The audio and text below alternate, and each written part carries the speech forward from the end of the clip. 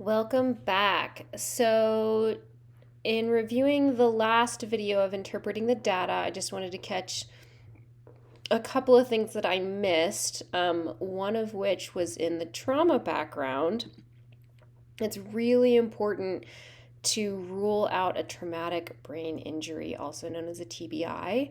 Often, TBIs can complicate a mental health presentation.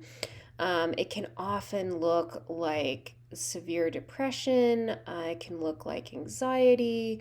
It can be really hard to tell the difference between some of our mental health diagnoses and the TBI. So if a client ever clicks that yes, they had a traumatic brain injury, you're going to want to double check that in session.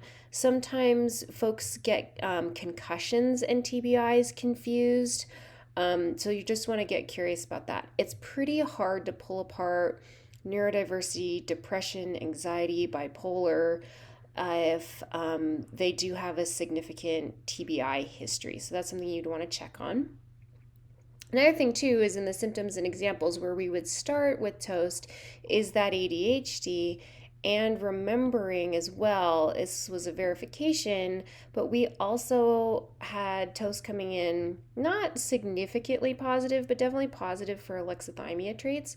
So that's something that you would potentially want to explore in session with the client as well.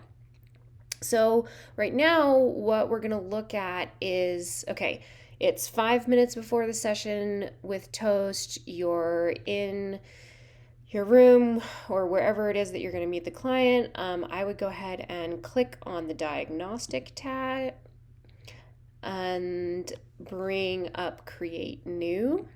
And then when TOAST comes in, you all can sit down and have a little conversation about, hi, welcome, as you normally would. Today we're going to roll through the assessment, give a little bit of a briefing about how this will not feel like a traditional counseling session because there will be lots of questions. I like to tell my folks that we can take breaks at any time since it is a lot of questions, and I encourage them to just be themselves, be comfortable, move around all they need to, and answer the questions however makes the most sense to them. And please feel free to ask clarifying questions if there are things that don't make sense to them. So once you kind of give them that little briefing, you can go down and just start asking these questions and then typing in the answers the client gives you. What we're looking for in session with the client is, do these questions seem to align with their life experience? Oftentimes, if you're moving through, say, the ADHD symptoms and example sheet, which is what this is, with TOAST, and most of these questions, if not all of them, TOAST is like, oh my gosh, I've been like that my whole life, or wow, no one's ever asked me that and I've experienced that so often, or oh my gosh, absolutely.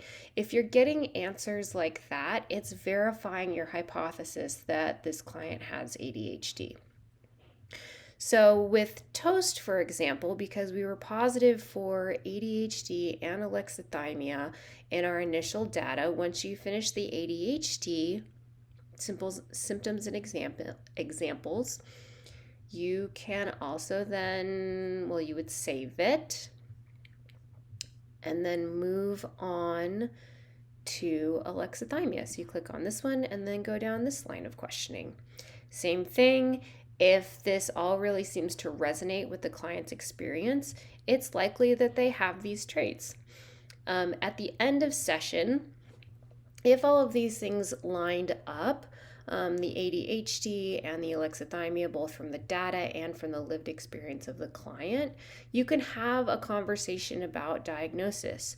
Or depending on your practice or your clinic, maybe at this point it is the norm of your business that you take this to consultation or to supervision before you discuss diagnosis. There are lots of different ways to discuss diagnosis. Ultimately, the point in this, though, is to share this information with the client because this is what will go down on their health record and also inform the treatment. Ultimately, that's what we're going for here, is how do we provide the best form of treatment for these clients by being really specific about what might be going on with them. Another thing, depending on how long you've been working with Toast and how much you know about Toast, they might already have that PTSD diagnosis. If you remember back to the initial forms, Toast was positive for a trauma background.